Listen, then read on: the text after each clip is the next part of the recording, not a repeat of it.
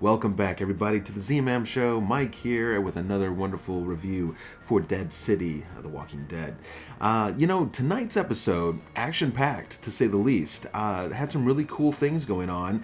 A couple little, I don't want to call them mistakes or whatever, but just kind of glaring things where I was just kind of like, really? That kind of happened? But all in all, the show is doing very well. I think we can all pretty much overly agree. The characters are kind of interesting. We have Negan and Maggie, of course, with their background, and both have secrets. They continue to keep their secrets against each other. Maggie knows that Jenny is in the local area. She found that dinosaur that was very, very important to her.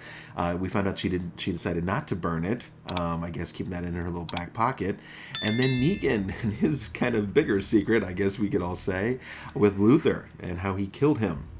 And I'm not sure I caught why he did it, but it looked like Negan kept the little metal container of beeswax, I guess, which Luther was using for a cut or a wound about an episode or so ago, and Negan asked to use it, and Luther said no, a hard no for that matter.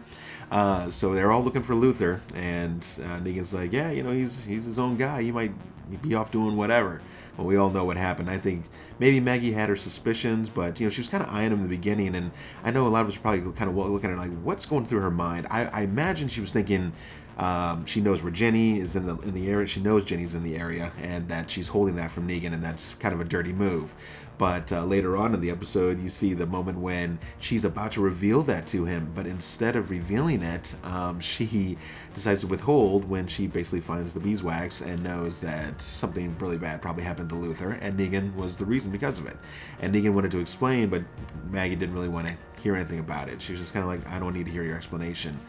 I mean, there is some reasoning behind it, and not to forget to mention, he's doing all this for you and your son, So, anyways, off of that tangent.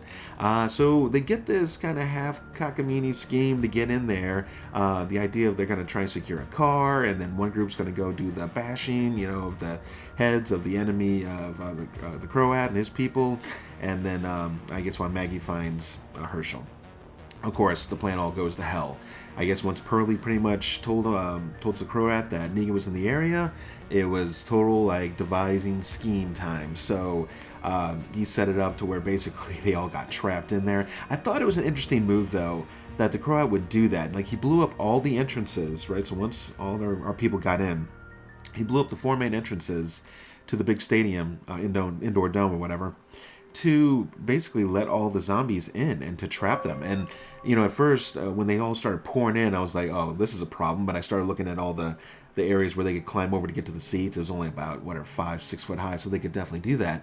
And then all of a sudden the camera peered up and they were already on the second level as well. I was like, oh, well, okay, now that's a problem. So it was pretty exciting to see them.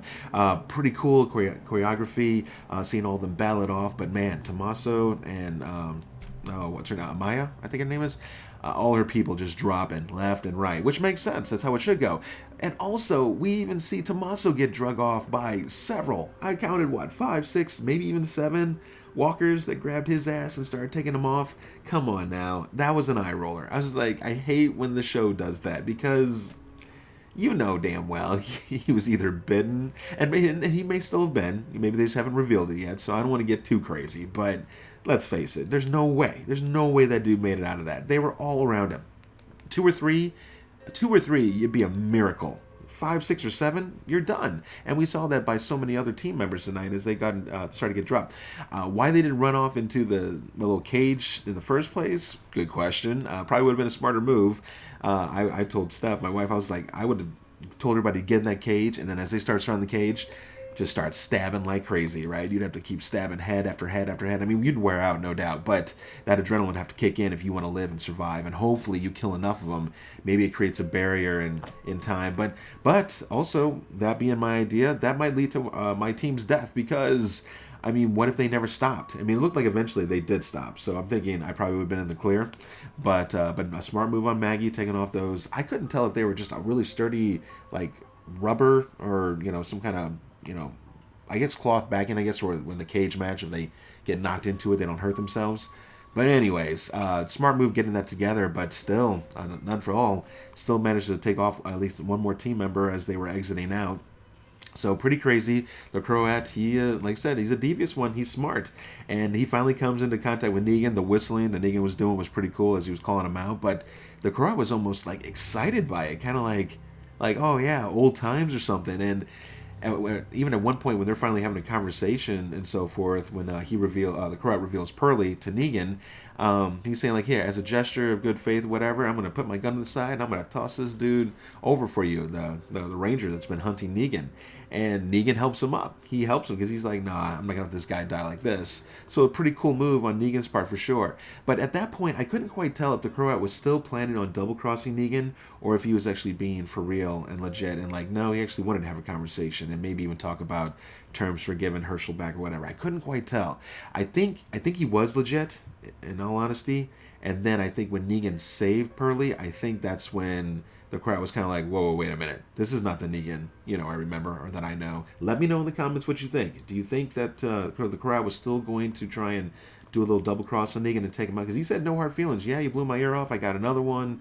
It is what it is. And it almost seems like the Croat's style. Like, I wouldn't have been surprised if he was actually just going to try and talk things out or whatever and maybe start up a new sanctuary. I don't know. It's hard to say.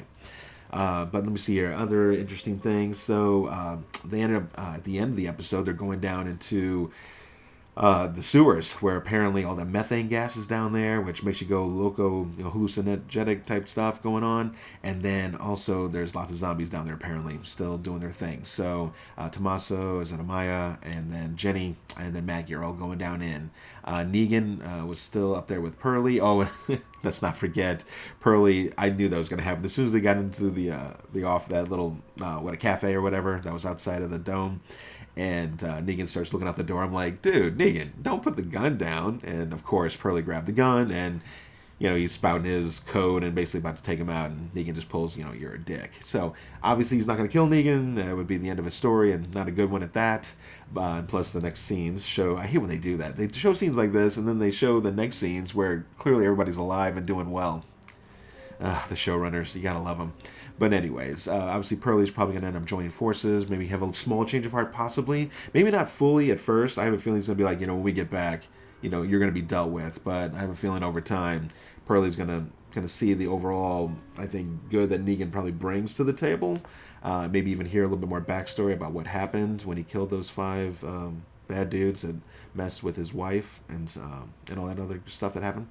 So yeah, pretty solid episode. I think overall, to give it a score, I'm thinking around the 8.0 range, guys, because I was loving the zombie action. The zombies were looking great.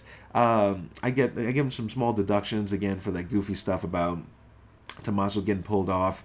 I mean, again, he could still have been bitten, and I have a feeling because of the way they're setting it up, all those scenes with the Maya, it could be just that he's going to help them maybe get out of their situation, and then maybe reveals that he's been bitten.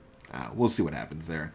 I'd like to know maybe more about him, but maybe there's not that much more to tell for them to keep him around.